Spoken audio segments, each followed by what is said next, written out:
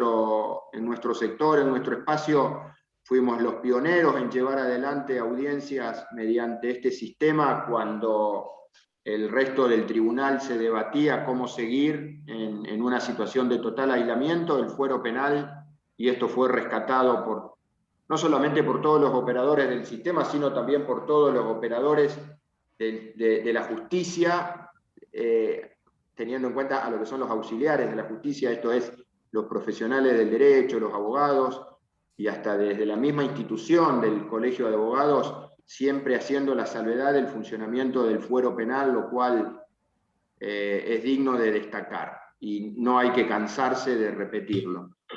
Y en función de eso, con todo lo que venimos trajinando, con distintas reuniones Zoom, tenemos la fuerza y las ganas y la convicción de seguir interviniendo a través de esta metodología en reuniones que están buenas y que nos llevan a discutir desde distintas ópticas posicionamientos jurídicos diversos, razón por la cual la celebración de que esto vuelva a tener una reanudación como instituto es doble.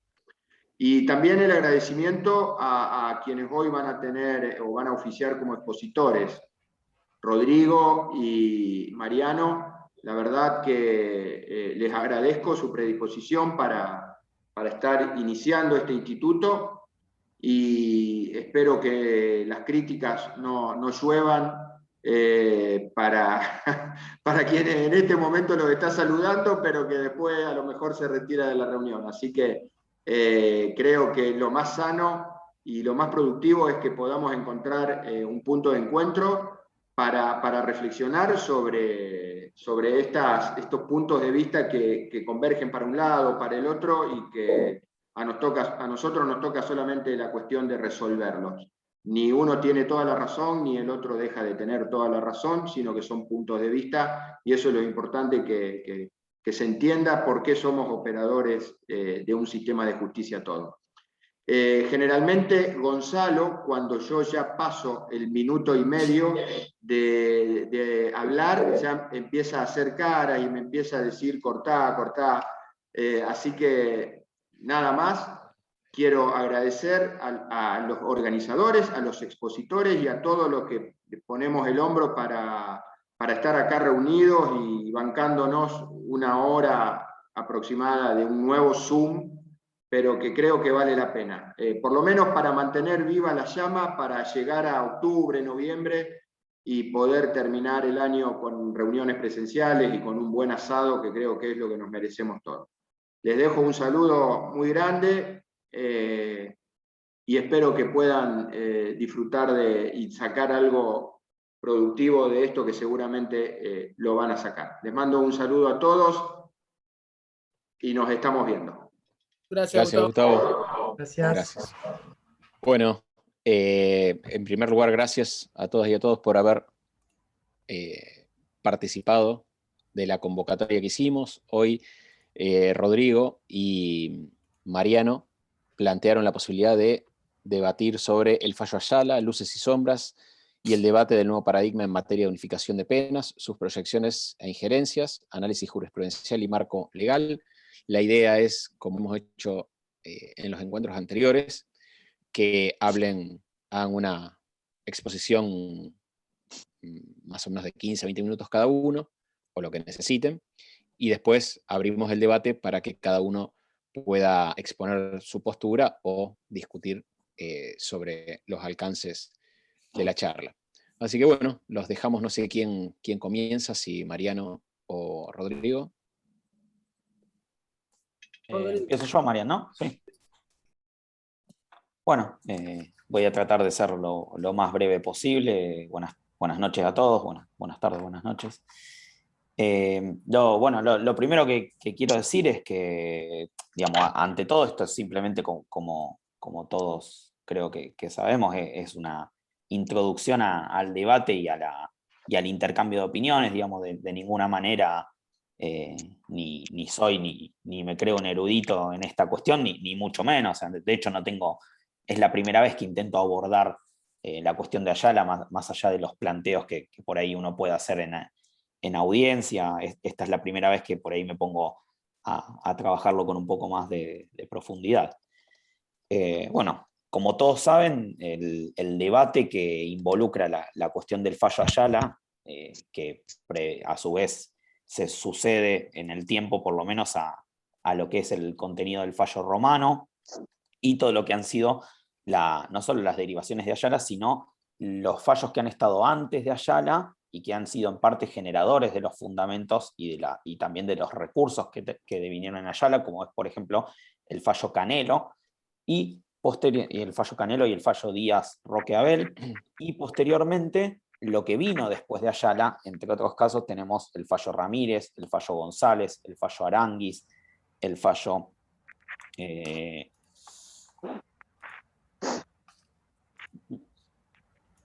y el fallo Ardiles, que era otro que me interesaba mencionar. El antecedente, por lo menos en cuanto a lo que pude trabajar, o en cuanto a lo que pude encontrar, y que es un antecedente muy interesante porque son dos de los votos que, por lo menos en instancia de Cámara, se reiteran a la hora de confirmar lo que fue originariamente Ayala, que luego, como todos sabemos, es revocado por la Corte. Pero es el fallo Diego Ezequiel Canelo. Canelo la recuerdo bien porque en ese momento yo era secretario en la unidad fiscal de Casilda. Una de las fiscales ahí era Lorena Arone, que también está presente en esta charla.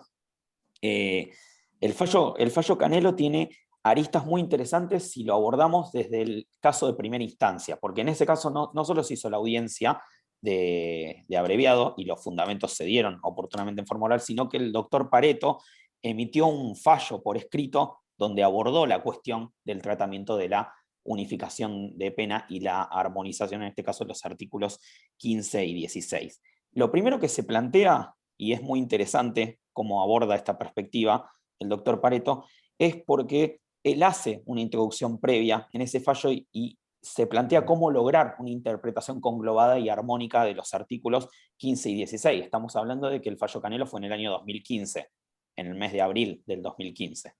Y incluso se plantea previo a lo que va a resolver si esta interpretación que pretende lograr es potencial generadora de un efecto no deseado en la literalidad de la ley y en el debate parlamentario previo del contenido de los artículos 15 y 16. Al momento de resolver, el doctor Pareto hace lugar a la unificación. Cabe resaltar que en el caso de Canelo era similar materia a lo que se discutió luego en Ayala, que es una unificación que se acontece al momento de la sentencia con un delito que es cometido durante el periodo de vigencia de la libertad condicional en función de una condena anterior que había en este caso cometido el imputado Diego Ezequiel Canelo. Lo más interesante que encontré para discernir del fallo del doctor Pareto es, en primer lugar, porque en ese momento ya se hablaba de Romano, o ya se citaba Romano, cuál es la razón por la cual él no aplica la doctrina de Romano. Y si bien esto después yo lo quiero profundizar y en función de eso quiero abrir el debate, es que él, digamos, va por la parte que todos más conocemos de Romano, que es que en Romano sobrevino una cuestión sorpresiva en la resolución judicial que justificó un estado de indefensión, si se quiere. Y él lo que trae a colación es que no era en principio aplicable porque no era lo que había sucedido en la causa Canelo. Las partes habían debatido la cuestión de la unificación y habían asumido sus posturas, asumiendo de alguna manera, si se quiere, los riesgos de lo que se decidiera en función de la decisión judicial. Habían sometido a la decisión judicial la cuestión de la unificación, la revocación de la libertad condicional y también, en este caso, la declaración de reincidencia de Canelo, porque son las tres puntas o los tres grandes tópicos que tocan los artículos 15 y 16. El primero es revocación de la libertad condicional, el segundo es unificación de penas, y en este caso creo que es de penas y no de condenas, porque si estamos hablando de una etapa de libertad condicional, quiere decir que ya evidentemente se cumplió tiempo de pena privativa de la libertad en carácter de condenado, y por supuesto la cuestión de la reincidencia, que si bien después puede tener otras aristas de debate, porque incluso todos en la en la diaria debatimos estas cuestiones, por ejemplo, de los plazos que se cumplen en materia de condenado para advertir o dilucidar si efectivamente está bien declarada reincidente o no una persona, con todo lo que son los antecedentes de los fallos Barón y el voto del doctor Herbeta en ese caso. Pero particularmente es importante primero resaltar por qué en el fallo Canelo, más próximo en el tiempo a Romano, el doctor Pareto no aplica Romano, y dice que es por esta cuestión de que no hay o no está la sorpresividad que sí está en Romano, que era precisamente porque el fiscal, por lo menos en ese caso, en Romano no había pedido la unificación y el juez la hace de oficio. Entonces genera una especie de estado de indefensión del cual la defensa no tuvo oportunidad de advertir ni de contradecir en este caso, y de esa manera deviene el perjuicio. En segundo lugar, porque cita incluso el voto de los doctores, de los doctores Cripa, García y Carbone, en instancia de Cámara, en el fallo Díaz Roque Abel, y específicamente se adhiere a la postura que dilucida el doctor Cripa García cuando habla de que el abordaje que hay que hacer respecto de la declaración de los artículos 15 y 16 dice que al nuevo delito se lo tiene por cumplido cuando un fallo lo declara como tal, aunque ello se produzca posteriormente, refiere al dictado de la sentencia, es decir, que hace lugar, si se quiere, a una interpretación que tiene un sentido de literalidad de la ley y tiene un sentido de exclusión o de choque entre los artículos 15 y 16 del Código Penal.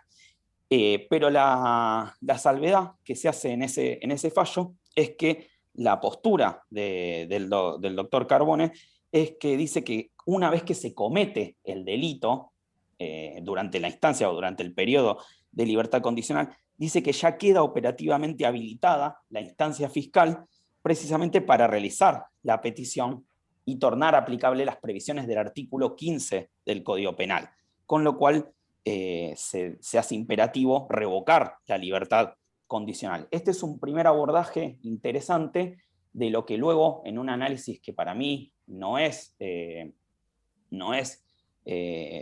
la Corte o el fallo, mejor dicho, el voto del doctor Herbeta, dice de que no es una interpretación armónica o hermenéutica, pero para mí sí lo es el voto que realiza la doctora Lurati en el fallo Canelo y que luego repite en Ayala, porque en definitiva en instancia de Cámara la mayoría del fallo Ayala la hacen la doctora Lurati y el doctor Carbone, repitiendo parte de los argumentos del caso Díaz Roque Abel, el doctor Carbone, y haciendo un análisis que para mí es muy interesante, la doctora Lurati, que si se quiere tiene parte de lo que se dijo en el caso Díaz Roque Abel, de lo que habían dicho Cripa y Carbone en el fallo Díaz Roque Abel, pero hace un análisis mucho más profundo de la instancia y del contenido de los artículos 15 y 16.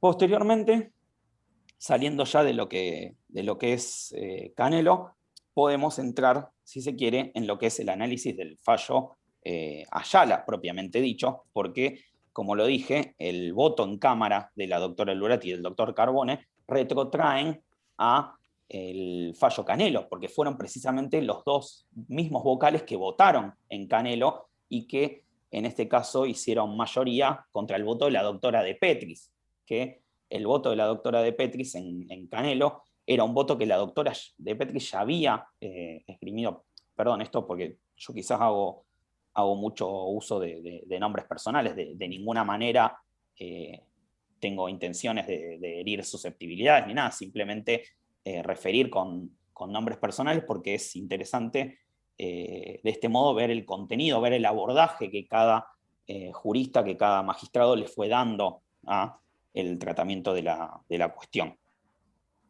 Como decía, en el fallo Ayala son los mismos vocales los que hacen mayoría a la mayoría del fallo Canelo, que en ese caso había sido la disidencia de la doctora de Petris, retrotrayendo la cuestión a, por ejemplo, el caso Díaz Roque Abel, donde de Petris también ya había votado de la misma manera en este caso. En el fallo Ayala, como todos saben, bueno, es de la jurisdicción de San Lorenzo. En ese momento la defensora del señor Ayala era la doctora Chabrera, que hoy es magistrada. Bueno, no sé si tiene mucho sentido exponer lo que son las fechas y demás en torno a si está, porque no tiene mucho sentido, me parece, ampliar el debate a si estaba bien pedida o bien practicada la unificación. Todos sabemos que en definitiva lo que sucedió fue que se unificó una pena que al momento de dictar sentencia estaba vencida, pero cuyo delito se había cometido durante el periodo de vigencia de libertad condicional del imputado en función de una condena anteriormente impuesta. Y aquí, si bien hay una disidencia del doctor Salvador, y esa disidencia es precisamente en base al análisis o a los considerandos 9 y 10 del fallo romano, no sé si todos lo saben o los recuerdan, pero muy sucintamente, el considerando 9 del fallo romano habla en primer lugar o toma el considerando de que se llevó a cabo una unificación pese a que se encontraba extinguida la pena fijada en un pronunciamiento primigenio, y el considerando 10 dice que la sentencia unificatoria se apoya en una exégesis que contradice lo dispuesto por el artículo 16 del Código Penal y pretende dejar sin efecto una disección anterior firme del juez de ejecución que tuvo por operado el vencimiento de la pena impuesta. Esto después abre de nuevo el debate en Ayala en la Corte, porque incluso el voto del doctor Herbeta se plantea si es necesaria o no una declaración por parte del juez de ejecución respecto al vencimiento de la pena anterior, o si surte efecto de pleno derecho a partir de que se cumple la fecha que estaba estipulada, por lo menos en el cómputo correspondiente, respecto del agotamiento de la pena.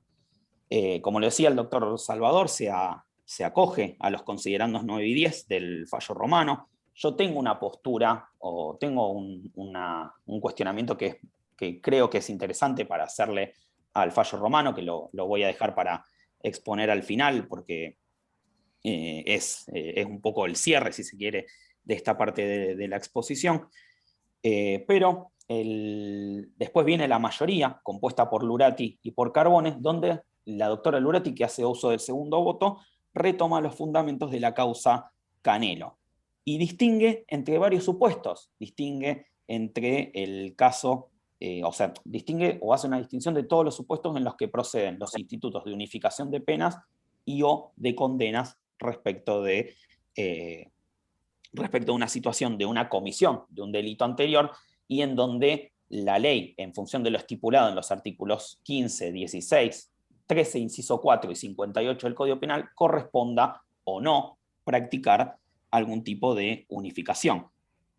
Y dije que era interesante y que si se quiere amplificaba los argumentos que ya había hecho el doctor Pareto en el fallo Canelo de primera instancia, esto ya hablando de Ayala, no quiero por ahí confundir los nombres, porque lo que introduje fue que el voto de la doctora Lurati en Ayala es el mismo que ya había hecho en el fallo Canelo.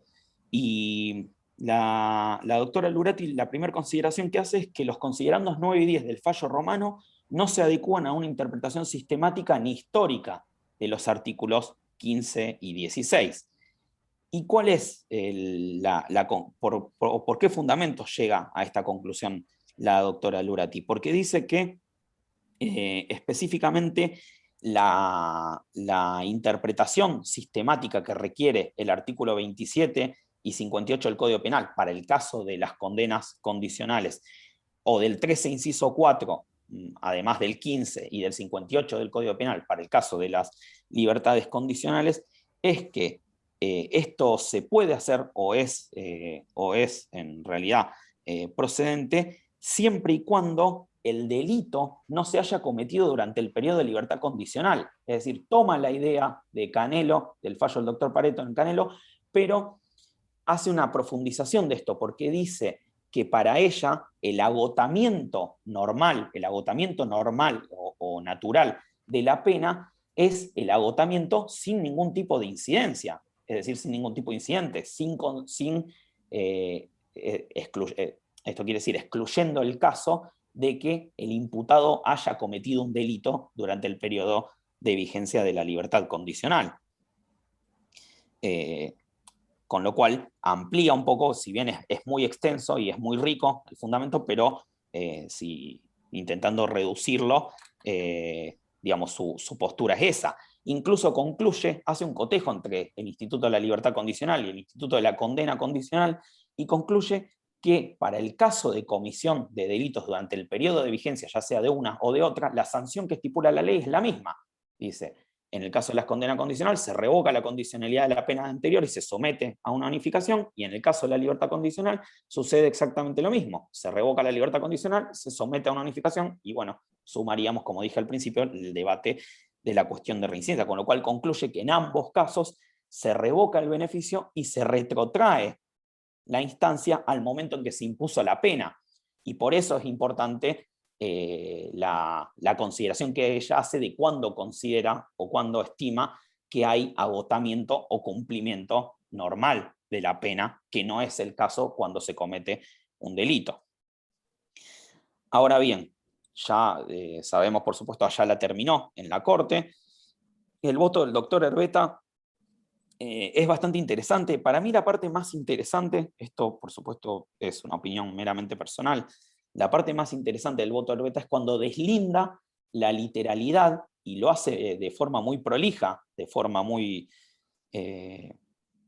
precisa, la literalidad de los artículos 15 y 16 del Código Penal. No ya cuando hace la cita de Romano, por esta postura que voy a exponer.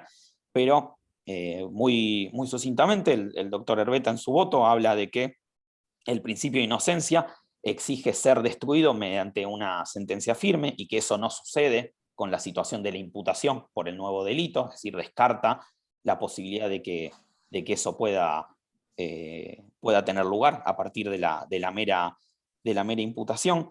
Y específicamente cuando se aboca a valorar la resolución hecha por la Cámara en la instancia anterior, dice que la interpretación que realiza del artículo 15 del Código Penal, que había hecho específicamente la doctora Lurati, no habilita la hermenéutica que plantea la doctora Lurati, porque dice que no es armónica con el artículo 16 del Código Penal, y que específicamente se refiere a que en cuanto a las causales de revocación de la libertad condicional, deben ser declaradas en tiempo oportuno. Para él, declaración en tiempo oportuno es antes del vencimiento de la pena. Esto es bastante, si se quiere, es básico, pero es literal y es muy limpio el razonamiento que hace en ese momento. Y dice que es exactamente igual que los presupuestos para la procedencia del artículo 58 del Código Penal, que es que básicamente para que proceda la unificación, el condenado debe estar aún cumpliendo pena. Y el análisis que hace el doctor Herbeta es si se agotó el cumplimiento de esa pena, no está cumpliendo pena, por lo cual deja de ser procedente la unificación, con lo cual de allí el razonamiento o la conclusión que saca del artículo 15, mejor dicho, del artículo 16 en función del artículo 15 del Código Penal. Y ya luego arguye o refiere a los considerandos 9 y 10 del fallo Ayala. Y luego cita el fallo Acosta. Esto es importante porque él cita el fallo Acosta en cuanto a la validez de la interpretación de los tribunales respecto a la letra de la ley en función de un antecedente, anterior de un tribunal superior. Esto lo voy a retomar por la cuestión que yo voy a plantear respecto de Romano. Después, o por lo menos en cuanto a las derivaciones o las consecuencias que ha tenido las proyecciones o los considerandos y los decidendos del fallo Ayala, tenemos en primer lugar el fallo Aranguis, que es interesante pero es distinto, no es exactamente la misma situación, porque se juzga una situación, si se quiere, similar, pero con el delito cometido durante el periodo de libertad asistida. Y aquí sí, aún en contra de a veces lo que puede ser los intereses de la propia fiscalía, en el caso de Aranguis, para mí sí hay un pequeño error de interpretación de la magistrada que fue la doctora Astrólogo en ese caso, porque aplica una de las consecuencias que prevé el artículo 56 de la Ley de Ejecución de la Pena Privativa de la Libertad para el caso de los delitos cometidos durante el periodo de libertad asistida, pero en el caso de Aránguiz no era la revocación de la libertad asistida, porque la revocación de la libertad asistida procede en infine del artículo 56 de la ley de ejecución, y no era el caso de lo que se estaba juzgando en Aránguiz, y eso lo marca muy bien, o lo detalla muy bien la disidencia del doctor Falistoco. La Corte en bloque total, en bloque, decide que la situación de Aránguiz era equiparable o asimilable a lo que había sido la decisión en el caso Ayala, y si bien tiene razón, es muy sana la disidencia de Falistoco, porque explicita o es mucho más detallista en ese caso de por qué es incorrecta la decisión de la doctora Astrólogo en ese caso. Bueno, ya después de Aránguiz viene, o hay derivaciones en un caso que considero muy interesante. Después Mariano creo que tiene otros supuestos para delimitar, pero que es el caso Ardiles. El caso Ardiles es un caso que tuvo la doctora Vega, y es un caso en el cual las partes, en este caso junto con la defensa pública, acuerdan el procedimiento abreviado, y la defensa pública cuestiona en este caso únicamente la declaración, cuestiona o somete a decisión judicial la discusión sobre la reincidencia del señor Ardiles. Y en este caso, en Ardiles, lo particular, si bien es anterior a la instancia de Cámara, a la instancia de Corte de Ayala, habían acordado, o la defensa había sentido la unificación de una pena que al momento de dictar la sentencia estaba vencida, pero cuyo delito se había cometido durante el periodo de vigencia de libertad condicional. Van a la instancia judicial, el juez hace lugar a la unificación, revoca la libertad condicional y declara la reincidencia de Ardiles. ¿Y qué sucede? La defensa apela la reincidencia, en este caso, apela porque estaba o hacía cuestionamiento de los plazos de cumplimiento de la pena por parte de Ardiles en calidad de condenado, en calidad de encierro con sentencia firme. Pero ¿qué sucede? Al momento que se hace la audiencia de apelación de Ardiles, surge en el medio, es decir, entre el fallo de primera instancia y la audiencia de segunda instancia, se dicta Ayala. Entonces, al momento de la instancia de Cámara, amplía o hace, haciendo uso de los argumentos de la Corte en el fallo Ayala, cuestiona la unificación y cuestiona la revocación de la libertad condicional. Esto es interesante traer a colación este caso, porque es un caso en el cual la defensa no lo había ni siquiera apelado esa cuestión.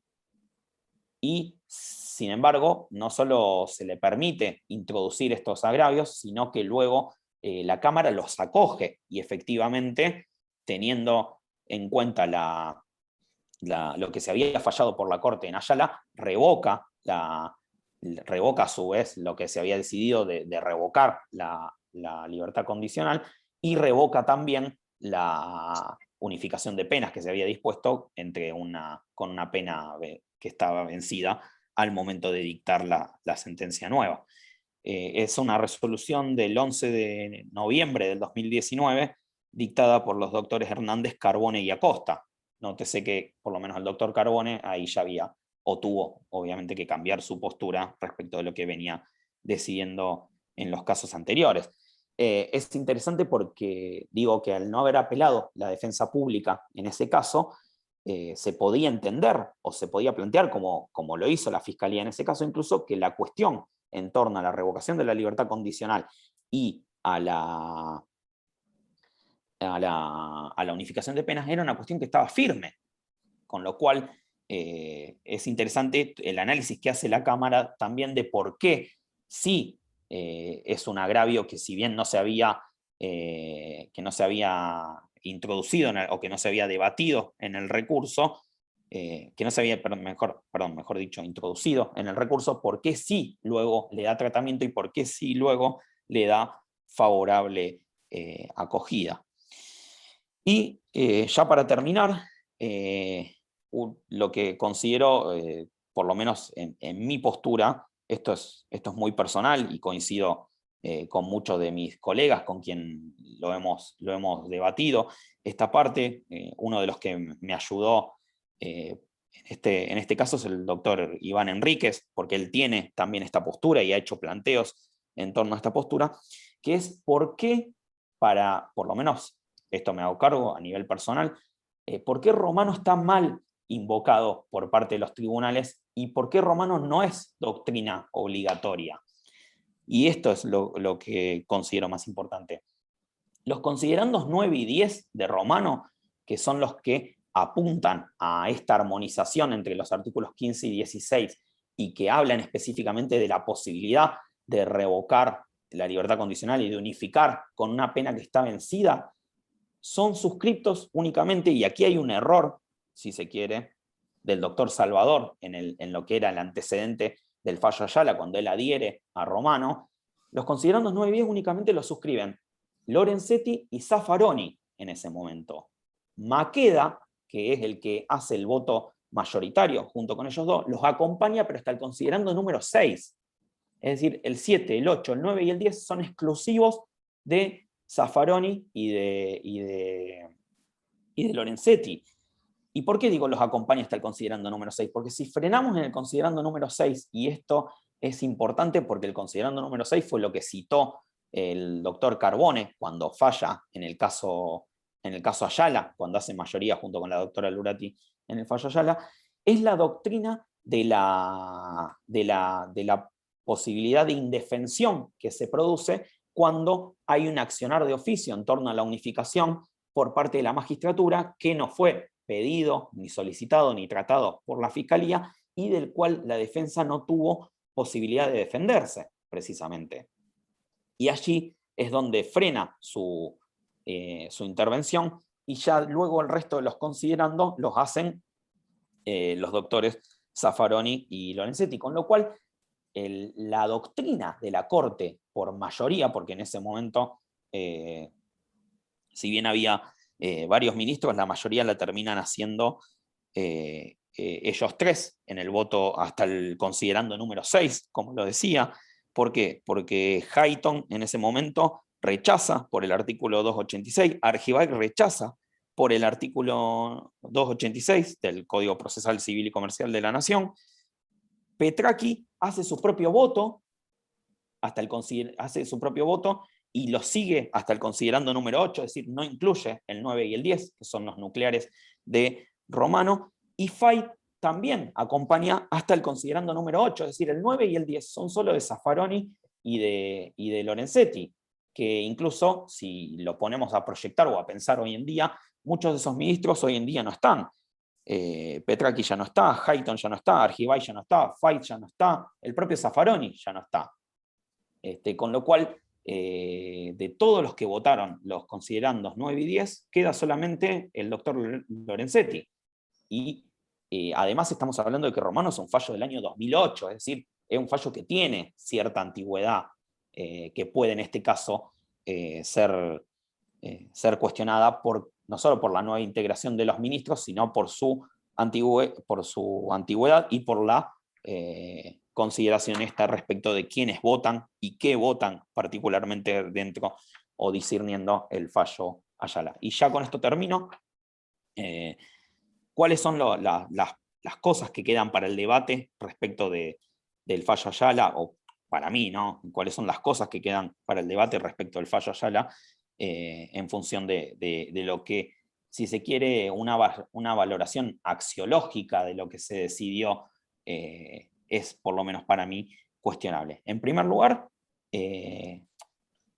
por ahí alguno de ustedes me va a contestar, bueno, el artículo 15 dice que se revoca cuando hay la interpretación armónica constitucional del artículo 15 es que la libertad condicional se revoca cuando hay una comisión de un nuevo delito declarada por sentencia firme. Pero, en primer lugar, ¿qué efecto asignarle a la imputación? ¿Por qué?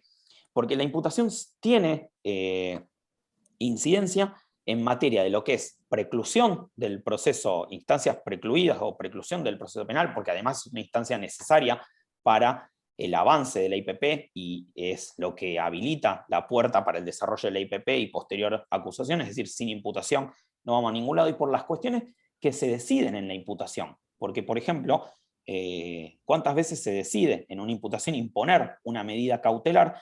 Por ejemplo, porque al momento en que se imputa, lo que se tiene que analizar o razonar es ahí, en el momento. Si la pena está vigente y corresponde unificar, un juez puede perfectamente hacer la proyección, por lo menos cuando analiza el inciso 2 del artículo 220, y decir, en este momento no solo que la pena va a ser efectiva, por ejemplo, porque tiene un antecedente condenatorio anterior, sino que además, porque por lo menos en esta instancia lo que se puede evaluar es que sería susceptible de unificación, sería susceptible de revocársele la libertad condicional, sería susceptible de los efectos del artículo 15 de ser declarado reincidente, con lo cual yo lo titulé algo así como, y esta es uno de los agravios que se introdujeron por parte de la doctora Vega en el fallo Ardiles, es cómo cuestionar o cómo rebatir algo que tiene efectos declarativos, porque se dictan o se resuelven cosas en función de los efectos de la fecha de la imputación.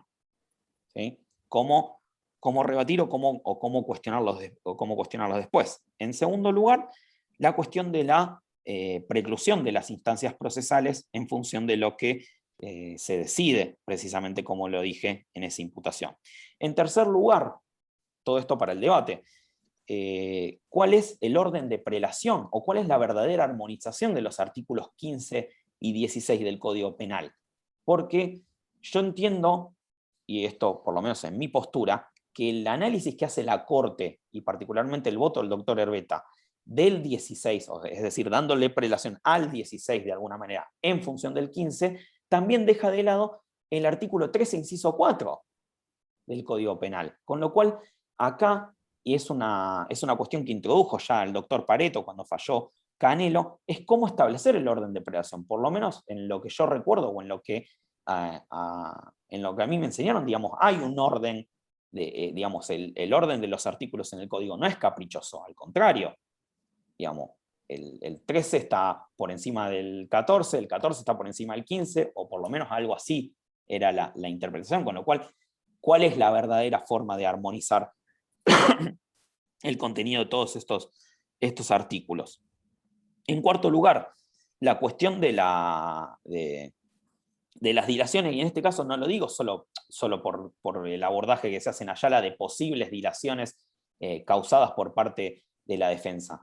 Lo digo, si todos somos o todos conocemos acá, por ejemplo, de que desde el momento que se realiza una audiencia preliminar o desde que se dicta un auto de apertura, hay meses y a veces hasta años para demora de agendamiento de juicio en la oficina de gestión judicial, con lo cual, ¿qué sucede? Por ejemplo, si viene todo sobre los carriles normales, sobre los plazos normales, y después la demora en el agendamiento del juicio genera el vencimiento de la pena o cuestiones así que luego se tengan que plantear. En quinto lugar, y esto sí propone, si se quiere, una visión o un cuestionamiento axiológico a lo que se falla Ayala. Esto yo, por ejemplo, me baso sobre estadísticas mías. Sobre 60 presos que tengo en estancia de IPP en este momento, sobre 60 presos tengo 7 que están en la misma situación de Ayala, es decir, tengo casi más del 10% de mis presos están en la situación, de mis presos, en una forma de decir, no, perdón, están en la situación hipotética de Ayala, penas que se vencen en los meses de septiembre, octubre, febrero del año que viene, con lo cual hay una, si se quiere, al momento de fallar, y esto es parte de los argumentos que están introducidos en el recurso que tiene Ayala en la Corte Federal, hay, si se quiere, un disvalor axiológico en el fallo de la Corte porque desconoce, esto es parte del tratamiento que se hace en el recurso federal de Ayala, desconoce el disvalor que implica no solo lo resuelto en Ayala, sino estadísticas reales. Y acá yo traigo estadísticas reales, o sea, más del 10% de mis presos de IPP, no estoy hablando de los condenados, por supuesto, están en la situación de Ayala. En sexto lugar, Ayala no está firme. Está en recurso de la Corte Federal y un recurso que entiendo que tiene posibilidades de prosperar, porque ha cambiado la integración y porque ha pasado mucho tiempo desde el dictado de Romano.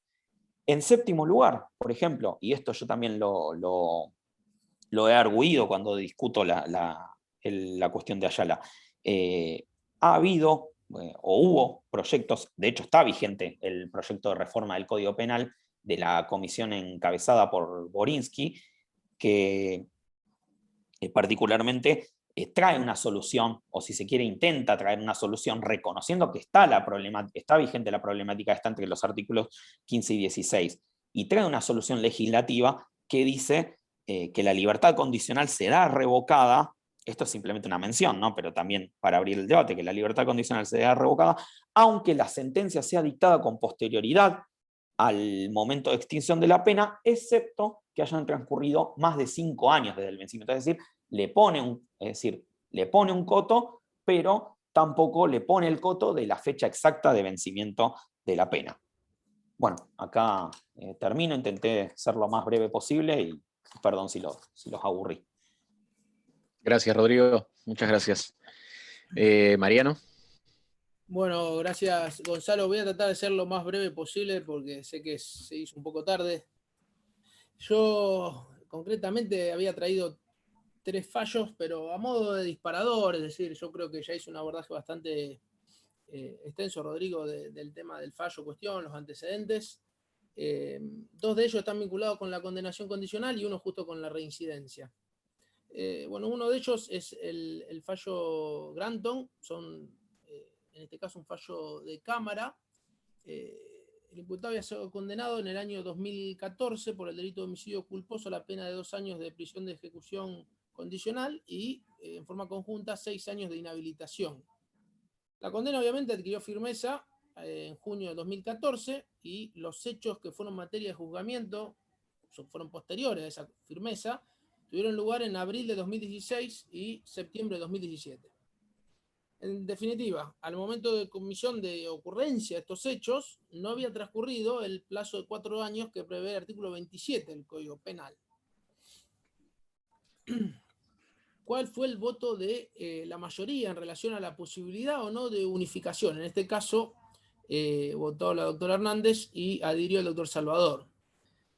Allí sostuvo la doctora Hernández en relación al artículo 27, bueno, obviamente todos sabemos, refiere que la condena se tiene como no pronunciada, si dentro de los 4 años a partir de la sentencia firme el condenado no comete un nuevo delito, si cometiera un nuevo delito, sufrirá la pena impuesta en la primera condenación y la que le corresponda por el segundo, ¿no?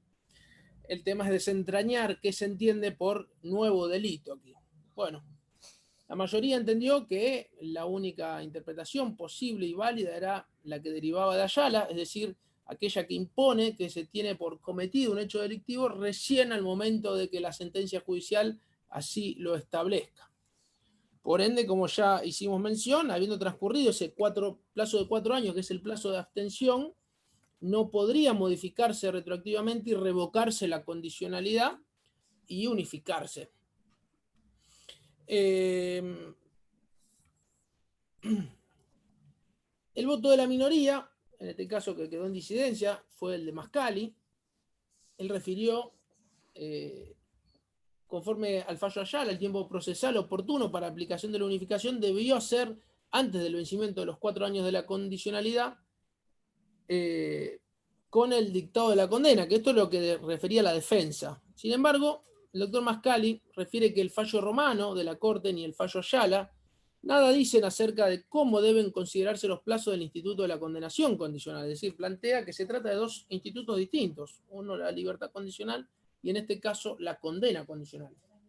Refiere que su naturaleza jurídica es diferente, que no son asimilables, que en el caso de la condenación condicional no se cumple pena, y en definitiva que si no se cumple pena no se puede sostener que la misma habría vencido o que venció. Aquí no hay pena de prisión que vencer porque el sujeto no la está cumpliendo. Por lo ende, entiende que no es un supuesto de agotamiento de la pena. Afirma que sostener que la segunda condena tiene que ser dictada durante la firmeza, con firmeza, durante el periodo de la condicionalidad, implica desconocer un poco esto que dijo Rodrigo, ¿no? de que para llegar a esa segunda condena hace falta un proceso, que ese proceso lleva un tiempo necesario, que es analizar la prueba, revisar los fallos eventualmente con los recursos ordinarios y extraordinarios. Entonces, en definitiva, digamos, desde una visión de la realidad, no puede exigirse una condena firme en el plazo de este plazo de la abstención, porque evidentemente, como dijo Rodrigo, nunca vamos a llegar. Sería de alguna manera consagrar la impunidad. El segundo de los casos, que también se me presentó para traer en análisis y un poco también someterlo a discusión, es el caso de Miguel Gustavo. Miguel Gustavo fue condenado en junio de 2016 a 3 años de prisión de ejecución condicional con regla de conducta por ese lapso. La condena vencida, es decir, el plazo de abstención, era el junio del 2020. ¿Qué fue lo que pasó en el caso de Miguel?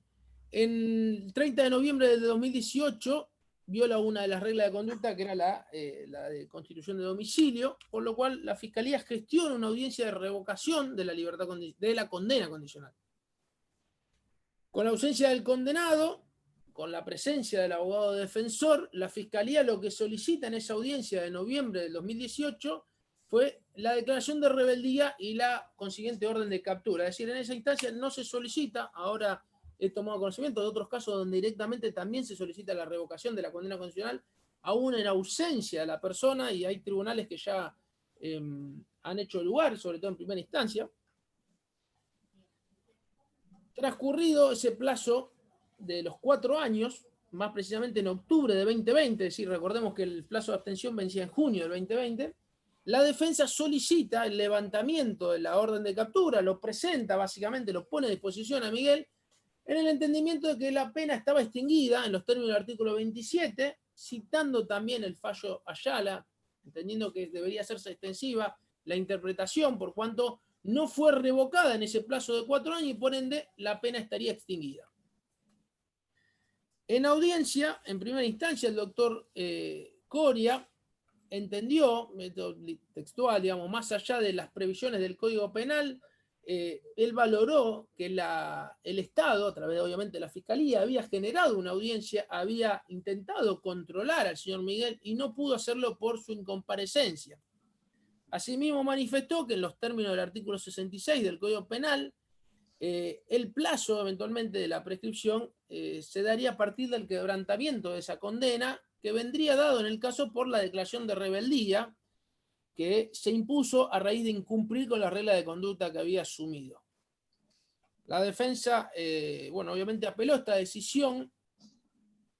En Cámara fue el doctor Ibaldi quien confirmó la resolución del magistrado de primera instancia, pero por argumentos distintos, digamos, ¿no? En este caso citó a Zaffaroni, refirió que la condena condicional es el único caso de suspensión del inicio de la prescripción de la pena y que solo empieza a correr con su incumplimiento, que puede darse cuando se le revoque o por incumplimiento de las reglas de conducta. En esta instancia surge la pregunta, es decir, ¿cuándo empezarían a vencer entonces la pena de ejecución condicional? Bueno, para eso, sostiene el Tribunal de Alzada, habría que echar mano al artículo 51 del Código Penal, donde refiere la cancelación de información o caducidad de los registros. El tribunal entendió que no era extensiva, en este caso, la aplicación y la doctrina del fallo Ayala, porque se trataba de un supuesto distinto. En este sentido, refirió de que hay que distinguir, una cosa es el artículo 27, cuando dispone el plazo de abstención delictiva de 4 años, que es el esquema que aplican los antecedentes del fallo Ayala y Romano, y otro supuesto es la previsión del artículo 27 bis del Código Penal, en donde se establece que para la condena de ejecución condicional se deben cumplir las reglas de conducta. ¿Qué fue lo que sostuvo el tribunal, digamos? Lo que pasó con Miguel es que antes del vencimiento de esas reglas de conducta no se cumplieron, se dictó una rebeldía, una captura y el patronato informó incumplimiento a las presentaciones. En definitiva, concluyó, una cosa es que no podamos revocar la condena condicional porque ha delinquido, es decir, no hay sentencia dentro de los 4 años del plazo de abstención delictiva, pero el incumplimiento de la regla de conducta no abarca ese plazo de abstención. No podemos mezclar las fechas porque las reglas de conducta prácticamente se suspendieron porque no hubo cumplimiento de las mismas. El último caso que me pareció también interesante traer como disparador es el caso de Mariano Martínez. Está vinculado en este caso a la reincidencia, algo ya también mencionó Rodrigo, en los términos del artículo 50, ¿no? Cuando refiere cometer un nuevo delito punible también con esa clase de pena. La pregunta que se hace, en este caso el doctor Salvador, después Adire Carbone, es ¿cuál es el evento que da lugar a la declaración de reincidencia? Es decir, si nos estamos refiriendo al comportamiento fáctico del imputado o si nos estamos refiriendo a la fecha de dictado de la sentencia que destruye ese estado de inocencia y determina la comisión del hecho punible sancionado con la misma calidad de pena. ¿Cuál es la conclusión a la que arriba, en este caso, el doctor Salvador, ¿no? Que, paradójicamente, si bien obviamente son institutos distintos, aquí es diversa a la del primer supuesto. Aquí concluyó que lo que vale es la fecha de comisión del hecho y no la fecha de la sentencia. La fecha en que se comete el nuevo delito será la pauta a tener en consideración a los fines de contar los plazos para la declaración de la reincidencia, toda vez que la sentencia constata lo acaecido anteriormente y no resulta constitutiva per se de la calidad de reincidencia. En definitiva, ¿qué es lo que sostiene el voto de la mayoría? Es que la fecha de comisión del nuevo delito viene dada por la acción que torna operativa, digamos, la declaración de reincidencia. En minoría, en este caso quedó el doctor Ivalli, que a diferencia también de lo sostenido anteriormente, en el segundo caso, afirma de que en este caso, para que proceda la declaración de reincidencia, no basta que el hecho delictivo haya tenido lugar dentro del plazo de abstención, sino que es necesario asimismo que durante ese plazo haya recaído una sentencia condenatoria, entendida esta sentencia como el único mecanismo por el cual el sistema legal puede tenerse por reconocido o declarado válidamente un hecho punible. Concluye que Martínez fue condenado en el 2014, en diciembre, a la pena de 4 años, venciendo el plazo de 5 años del artículo 50 el 21 de enero del 2021.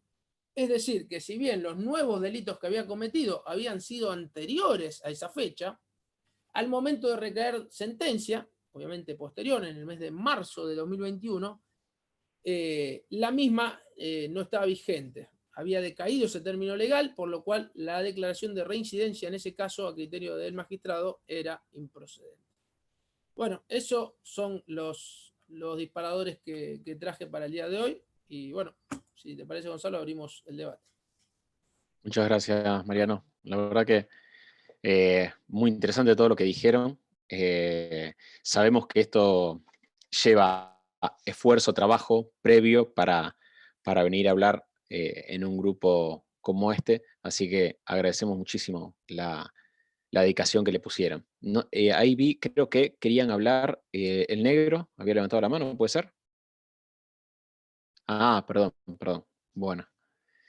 Bueno, abrimos el debate, no sé si alguien quiere hacer algún comentario, quiere preguntarles algo a los expositores. No. Estoy tratando de ver a todos, pero... Bueno, si no hay preguntas, han sido muy claros. La verdad que muy interesante todo. Felicitaciones a todos. No veo algunos defensores. Ah, Marce, dale. No, yo un poco para que no quede instalado como que no hay interés. Es un tema complejo, es un tema que es muy neurálgico en ejecución, se da mucho todo este debate y creo que es un tema en donde, como bien ilustraron, la verdad que una reseña sumamente rica han hecho los expositores, quería destacarlo. Es un tema que yo entiendo que no está muy cerrado. Todo el tema de la revocación y todo lo que han planteado es cierto, hay mucha jurisprudencia encontrada. es muy cierto esta problemática que se está dando y que realmente es preocupante porque atenta claramente contra el afianzamiento de la justicia. Que en las acusaciones, claro, como tanto los fiscales en sus acusaciones como los jueces cuando resolvemos, lo hacemos en un escenario actual, por supuesto. Pero con una prognosis, como dijeron los expositores, que es justamente proyectando el impacto en las normas de ejecución en cuanto a la eventual declaración de reincidencia, unificaciones, etcétera, etcétera. Y después esto queda distorsionado. Y eso es una realidad que creo que a todos nos preocupa demasiado, porque cuando se llega, en su caso, a juicio, la realidad cambió. Y cambió y en una situación actual que está resultando ajena a todos, porque la realidad es que es cierto que los juicios, hay demora en el agendamiento de juicios. Yo eso me lo planteo mucho cuando uno, no sé, resuelve una preliminar, evalúa también, mira lo que están pidiendo los fiscales en cuanto precisamente el impacto de una nueva condena. Y la OGJ, la realidad es que está agendando en función de cuándo vence una prisión preventiva, porque no pueden analizar el caso. Y eso a los efectos prácticos, lo digo. Me planteo si no sería factible, porque ellos no pueden dimensionar la prioridad de un caso por sobre otro, no lo saben. Comulgo con la preocupación, creo que la planteó muy bien el doctor Santana, y en esos plazos que ellos miran, lo que miran es, en esta agenda colapsada, qué prisión preventiva vence primero, o la relevancia en su caso, un caso mediático. Eso es una realidad que creo que no podemos desconocer.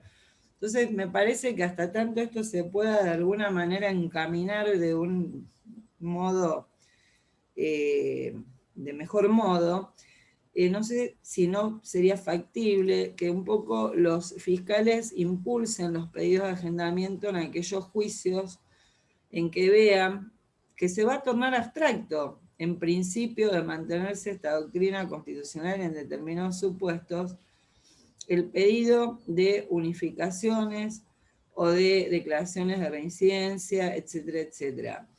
Que le hagan saber, porque los funcionarios de la OGJ no saben, no conocen el caso, y más allá de que los jueces estamos poniendo en los autos de apertura, yo estoy poniendo cuando estoy viendo que se va a dar una situación que sé que va a venir abstracta porque se le vence la pena anterior y no se la van a querer unificar en juicio. Y la verdad que es todo un dispendio y creo que atenta contra el afianzamiento de la justicia en este aspecto. No está bueno que eso pase. O sea, no me parece en términos de justicia realmente. Entonces, que se inste, más allá de que el juez lo insta en su auto de apertura, que el fiscal también le diga, señores OGJ, por favor, agenden este juicio porque de bien abstracto mi pedido, mi pretensión punitiva en su integridad. Digo como mecanismo intermedio hasta que el panorama se pueda ir normalizando, si Dios quiere algún día eso ocurre. Es un tema, es una preocupación que comparto. Era ese mi único aporte y mi agradecimiento. La verdad que una dedicación previa han demostrado los expositores sumamente saludable. Eso soy. Gracias, Marce. Agregando eso que vos decís, hoy hablando con un colega que está en IPP, hablamos del volumen de juicios que se nos vienen encima. Nosotros somos 10 jueces de IPP en este momento, pero tenemos que calcular que tomando audiencias de trámite, me refiero de trámite no a nuevas audiencias, porque en realidad hay 2 jueces por la tarde que están de turnos, entonces, pero el resto, los otros 8, tenemos por lo menos una audiencia preliminar diaria. En algunos días tenemos 2 audiencias preliminares, cada juez. Pero supongamos que de los 8 tenemos una audiencia cada uno por día.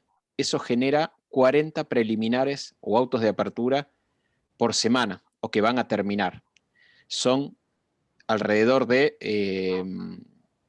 150 a 200.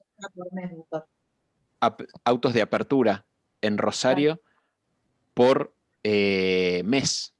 Es decir, no hay posibilidad de que el sistema resista con ese flujo de juicios en expectativa. Entonces, yo comparto con vos que la única manera que tenemos es de alertar al OGJ, que creo que lo estamos haciendo todos los jueces que este año nos tocó IPP, de alertar cuáles son los casos que sí o sí tienen que ir a juicio. Ahora, lo cierto es que si no encontramos una salida, no va a mejorar esto, sino que va a empeorar claramente. No creo que haya sistema en el país que resista con la cantidad de jueces que tenemos, de juicios asignados, que Isma me corregirá, pero creo que deben ser alrededor de 20. No hay sistema que pueda tolerar ese flujo de autos de apertura que se van a tener que realizar. Yo ahí quiero agregar algo. También creo que no podemos negar, por lo menos yo no lo voy a negar, que este desfasaje que se está dando por lo que vos decís en cuanto a los agendamientos de juicio, también está llevando, creo que todos lo estamos viendo en IPP, a que se sostengan, bueno, se caen un montón de preliminares, porque no se presentan en términos. Este es otro problema que seguramente se va a tratar en una de estas, en este instituto en su momento. Las minutas las estamos intimando, yo en mi caso sí las intimo para poder llevar una audiencia como corresponde, pero más allá de eso, lo cierto es que luego de que se hacen, después vemos como transcurre tanto tiempo, esto se sabe, y no hay interés en muchos casos, y esto se ve porque uno se advierte que está haciendo una preliminar, un caso que sabemos con que saquemos autoapertura no llega a juicio, uno se da cuenta. Y después los números lo confirman cuando uno va y mira la carpeta. Cuando se agenda el juicio ahí se presenta el abreviado. Entonces, este colapso de la agenda también tiene como base un gran dispendio de recursos. El esperar la fecha de juicio para recién ahí sentarse a negociar. En los casos en que tienen proyección de ser negociado, a veces el imputado no quiere saber nada, tampoco lo desconozco. Pero digamos, hay un gran número que uno advierte que, como se sabe de este tiempo, también hay como una especie de adormecimiento en esto. Es decir, yo creo que el sistema requiere un compromiso de todos los actores, en serio. Y esto se está viendo. Y bueno, por eso un poco mi idea de que hasta que esto ojalá se vaya normalizando, que es lo que creo que todos queremos, de que más allá de que los jueces lo advertimos en el auto de apertura, que las partes insten en aquellos casos que adviertan que se puede tornar abstracta una pretensión punitiva determinada, insten a la OGJ, porque a lo mejor la OGJ bueno, tiene prisión preventiva por el plazo de ley, no es prioritario, se le vence la prórroga extraordinaria y lo agendamos primero, pero hay casos en donde no se avisora de manera tan clara, solo lo conocen las partes y el juez.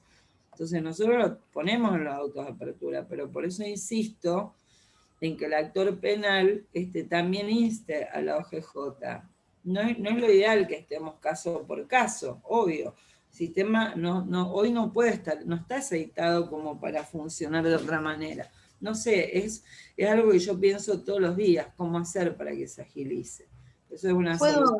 Sí, yo quería agregar algo, Marce, en función de lo que vos decías, y también Gonzalo, que bueno, el tema, ya sabemos que el tema de las preliminares es lo que nos devela, es lo que nos eclipsa cómo poder solucionarla.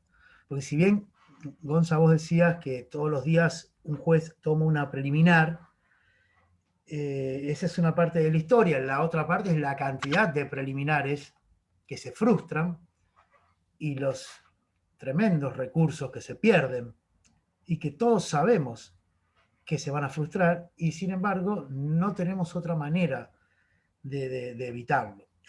Por eso es que siempre desde el Colegio de Jueces y también con reuniones con otros estamentos, el MPA y Servicio Público, siempre se están tratando de ver de qué manera podemos mejorar esa frustración actual de las preliminares, tratando de alguna manera de exigirles a cada uno de los ministerios y que de alguna manera que queden en evidencia los motivos reales por los que las preliminares no se realizan. Es muy importante para mí que se visibilice esa situación, no para caer y echar tintas, sino para tratar de mejorarlas.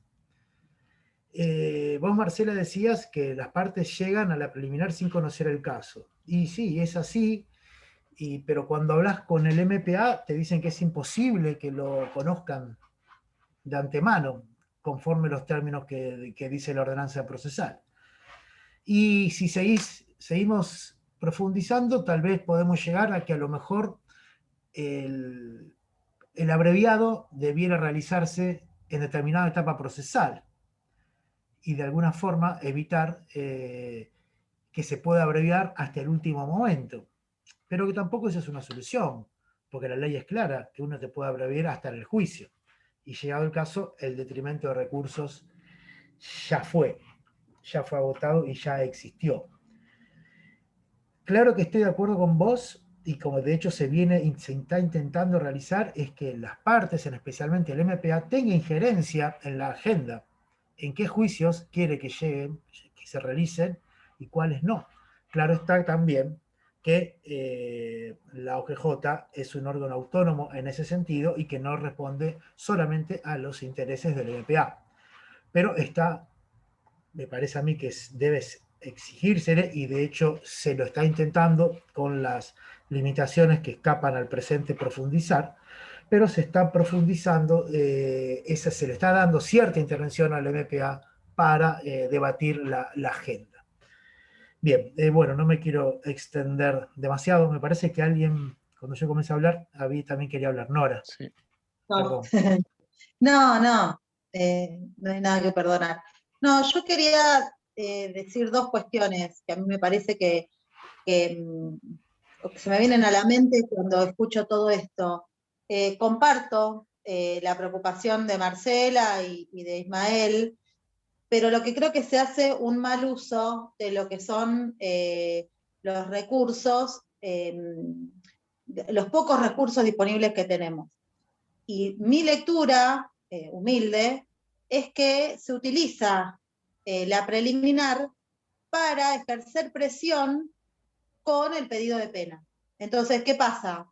Hasta que se puede llegar a charlar toda la cuestión de la pena y la presión que ejerce este pedido de pena excesivo, absolutamente desquiciado, que se hace en las preliminares, por los cuales después jamás se cierra por un monto absolutamente ínfimo, te piden, no sé, 8 años por un robo simple, y después, o 6 años por un robo simple, y después se termina cerrando en 2 meses condicional.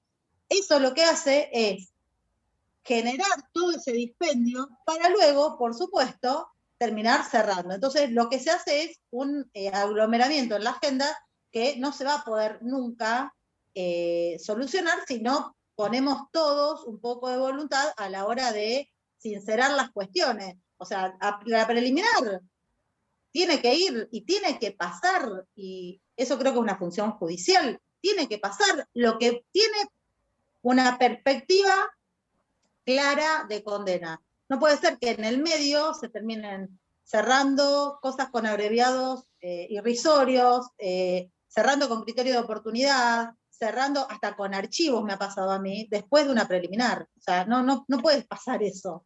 Y los que tienen que hacer el filtro, me parece, fundamentalmente, para bajar toda esa presión, son los jueces, para que después no se agende de una manera desquiciada millones de juicios. En este momento están poniendo 3 o 4 juicios el mismo día, a la misma hora, con los mismos jueces. Leí hoy un mail de eso. Agendaron 3 juicios o 4. Por supuesto, 3 se caen si se hace uno. Porque la doctora Marcogliese tenía 3 juicios fijados el mismo día. O sea, es absolutamente de loco. Entonces, eso se va haciendo una bola y un arrastre. Y respecto al tema que era la exposición de los chicos, de de Rodri y de Mariano, que estuvieron excelentes los dos, como siempre. Yo lo que quería plantear es esto. Yo no comparto que haya un minusvalor de la administración de justicia cuando se vence una pena. Cuando se vence una pena, se le impone la pena que corresponde al hecho nuevo, pero eso no genera un desfasaje en esto. Por supuesto que no debiera pasar si es por una cuestión de agendamiento de OGJ. Ahora, si la pena estaba a vencer, no sé, vencía en enero, el hecho se cometió en diciembre anterior y la condena recayó en julio siguiente, está vencida y se le va a imponer la pena del nuevo delito. Yo no comparto en que esto vaya en desmedro de la administración de justicia. Cuando se vence y no se puede unificar, pero sí se puede dictar justicia o dictar una sentencia justa en el nuevo hecho. Nada más. Sí, Gracias. quiero simplemente aclarar que yo hablé de un escenario anormal en función de la forma de agendamiento. Justamente a eso que a vos te referís. No cuando corresponde porque es inmediato, sino cuando el escenario es anormal, que creo que es lo que estaban hablando los chicos cuando precisamente referían al tiempo que insume el inicio del debate. Bien, eso, nada más. Creo que querían hablar Isma y el negro. Sí, muy brevemente.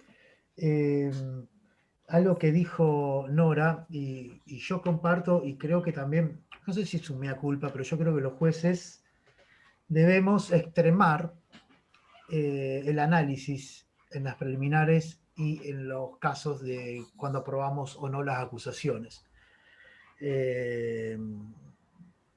Para muestra de ello, no tengo el número realmente, pero creo que son contadas las veces en que los jueces hemos rechazado acusaciones. Y creo que, salvo que todos nuestros colegas acusadores presenten casos realmente intocables, algunos que otros podrían no haber superado ese filtro y de alguna manera así ir alivianando la agenda. Esto sería a lo mejor una causa para ir mejorando. Pero todos sabemos que esto es un fenómeno multicausal, ¿no es cierto? No es solamente de esto, pero es un aspecto que creo que los jueces debiéramos profundizar el análisis. Bueno, nada más por mí. Negro. Sí, yo lo único que quería hacer referencia, y me hago una sola pregunta, como para no dejar la idea de que tengo alguna posición, pero lo que decía tanto Rodrigo como Mariano, de que en este desfasaje de poner el juicio y que se vaya el juicio tan adelante y que se torne casi ilusorio la idea de que se pueda revocar, ¿sí?, esa condicionalidad o aquella libertad. Digo, acá la deficiencia de la OGJ como órgano independiente, como la podemos tener nosotros los jueces o la tiene el MPA, es del Estado.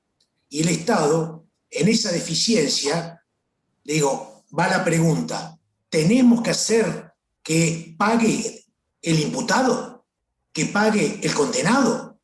O sea, también el Estado debe asumir a través de sus órganos, creo yo, esto sí es una opinión personal, creo que el Estado tiene que empezar a hacerse responsable desde todos los órganos, ¿sí?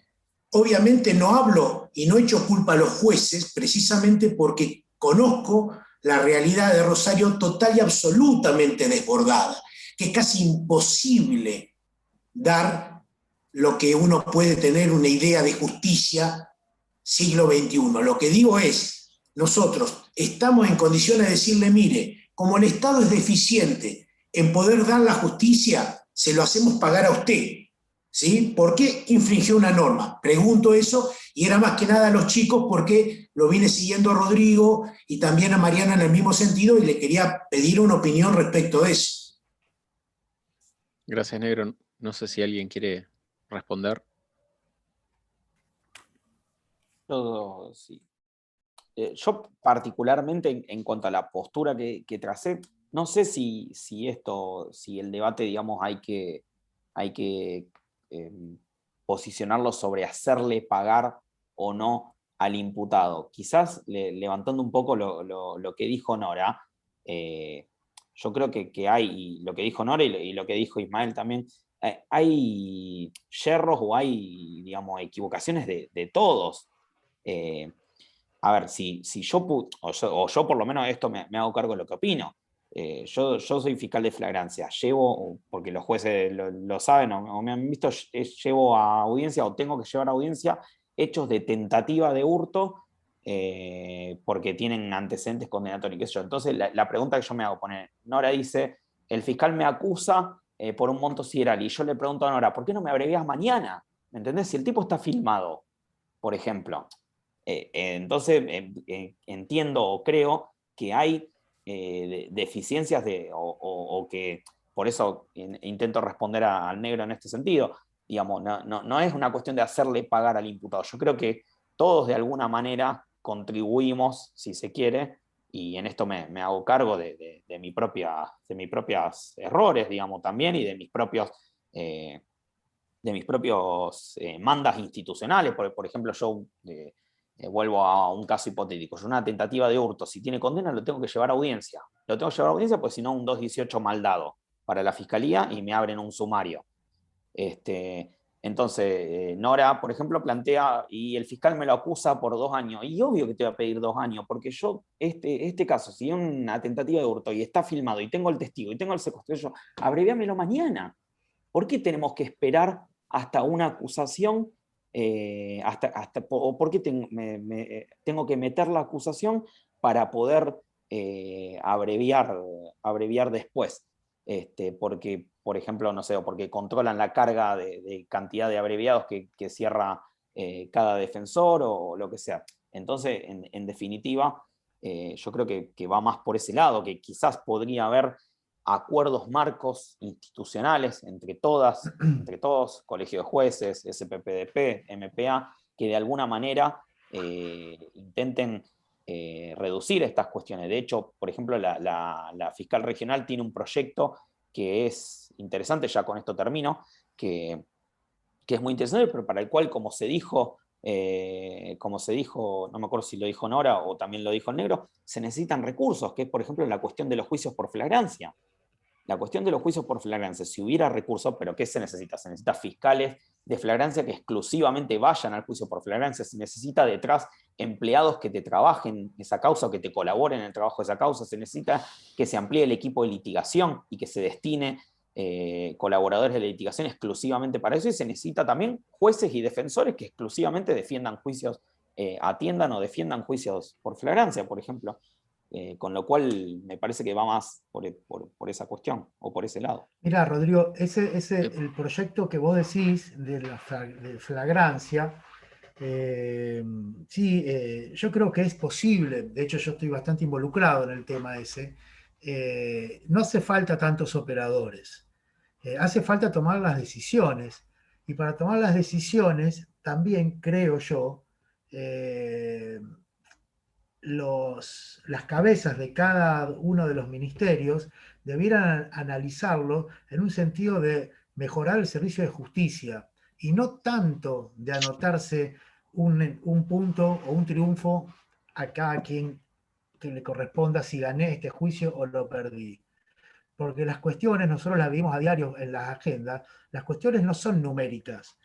Las estadísticas van para otro lado en estos casos y creo que hay que dejar un poco de lado a ver de cuántas condenas obtuve, cuántas absoluciones obtuve ante perpetuas, ese tipo de cosas que creo que no ayuda en lo cualitativo. Entonces, si nos dejáramos un poco de lado esa situación, hasta tal vez me escucho y puedo ser bastante ingenuo en mi pretensión, porque decirle a los jefes que renuncien un poco al éxito de su propio ministerio en aras de un mejor servicio de justicia, pero bueno, yo creo que la cosa debe venir por allí, porque no le veo sino muchas otras alternativas. Y lo de flagrancia, te repito, creo que es una salida institucional muy positiva y que no es tan compleja de llevar a cabo. Adriana quería hablar, creo. Sí, yo quería cortito de lo que dijo Carlos, es cierto. Incluso la Corte en Ayala lo dijo, dice, la certidumbre en torno al cumplimiento de la pena no puede quedar condicionada a la eventual eficacia o demora en el juzgamiento del caso, que es responsabilidad exclusiva del Estado. O sea, en eso tenés razón, Carlos, eso sí. Obvio. Lo que me pareció interesante de lo que dijo Ismael, que es un poco también lo que anduvo dando vuelta al tema, cómo tratar las preliminares, es cierto. Yo he visto también en varios magistrados, bueno, Gonzalo fue uno de los que tuvimos audiencia, digamos, un rol mucho más activo, también digamos, de filtrar en el caso de que haya un caso que puede ir a juicio, decir, bueno, a ver, señor fiscal, usted, ¿cuántos testigos necesita para probar este hecho? ¿Necesita todo esto que puso acá?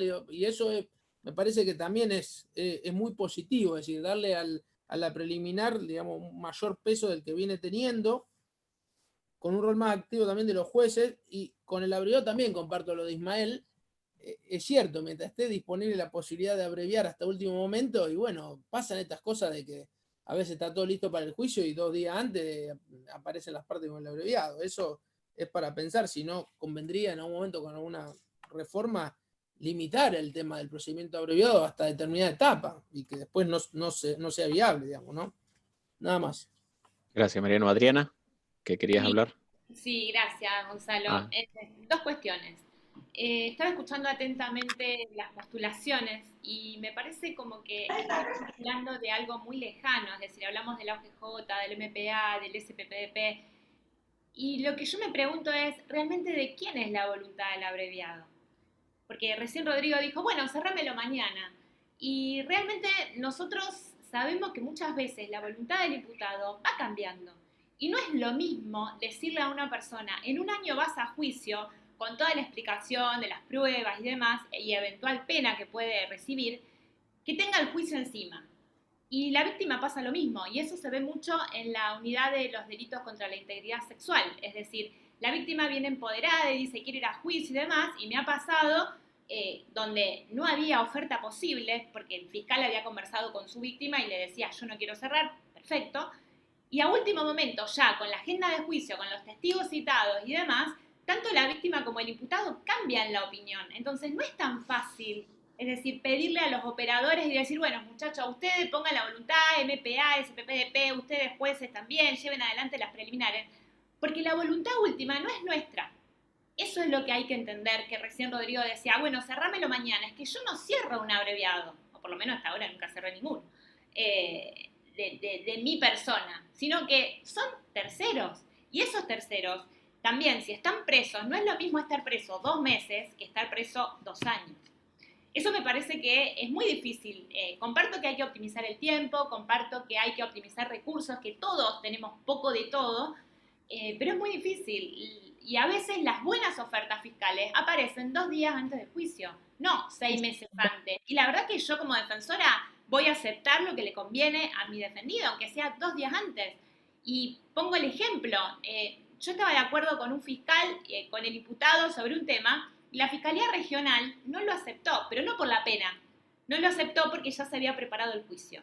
Lo cual a mí me sorprende un poco esto, porque digamos, si el fin último es cumplir la voluntad de las partes, en realidad, es decir, este señor, bueno, asume el hecho, se va a su casa con una pena, una víctima contenta, que sintió que el Estado le escuchó. Entonces me parece que no es tan fácil, porque no trabajamos con números, sino con personas. Y segundo punto, sí, comparto con Nora, que para mí la preliminar, además de que, y Gonzalo también lo pongo de ejemplo, porque también me tocó en un caso con Mariano Ríos, donde Gonzalo es súper activo, bueno, a ver, señor fiscal, ¿qué tiene? Defensora, a ver, ¿qué van a hacer? Es decir, pero por otro lado, tampoco es cierto que se rechazan muchas acusaciones, y no todas las acusaciones son perfectas. Como también se rechazan muchas alternativas que nosotros planteamos, en casos simples, en un robo simple, en una tentativa de hurto, es decir, no pasa, entonces eso pasa a juicio. Y por eso digo que, así como los jueces con buen tino y buen criterio piden que como decía la doctora Canavesio, la minuta en tiempo y forma, los testigos, los documentos, la pertinencia de la prueba, también decir, bueno, no, esto no va a juicio, esto arréglenlo, no sé, con una probation o de otra manera, con una reparación, con una víctima que se va contenta. Entonces me parece que son también dos cuestiones que hay que empezar a pensar, no solo que todo pase a juicio. Eso, y los expositores, geniales. Gracias. Gracias, Adriana. Lorena quería hablar. Gracias, buenas noches a todos. Primero, agradecer a los colegas, a Rodrigo y a Mariano, que expusieron ampliamente el tema que se había planteado. Y después, respecto a lo que mencionó Carlos, en cuanto que por qué vamos a lesionar los derechos del imputado, y el Estado debe garantizar que se lo lleve a juicio en tiempo oportuno y que él no cargue con ese plazo irrazonable en el cual se están fijando los juicios. Coincido con eso y agregaría que también está la tutela judicial efectiva y está el derecho de la víctima a tener un plazo razonable a que se lleve a juicio una causa.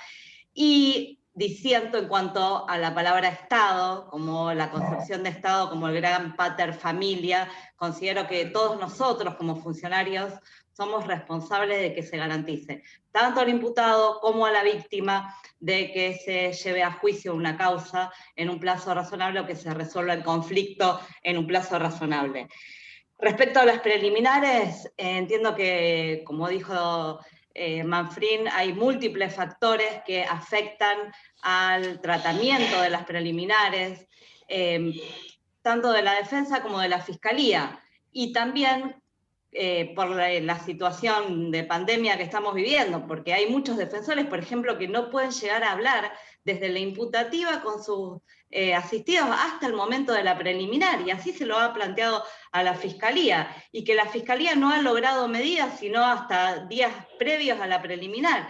Son múltiples factores que juegan en que realmente se frustren, en que no sean una etapa intermedia que purgue lo que realmente debe pasar a juicio. Creo que es un sistema nuevo, que hay mucho para trabajar, y bueno, en ese camino estamos. Gracias, Lorena. Gracias. No sé si alguien quiere agregar algo.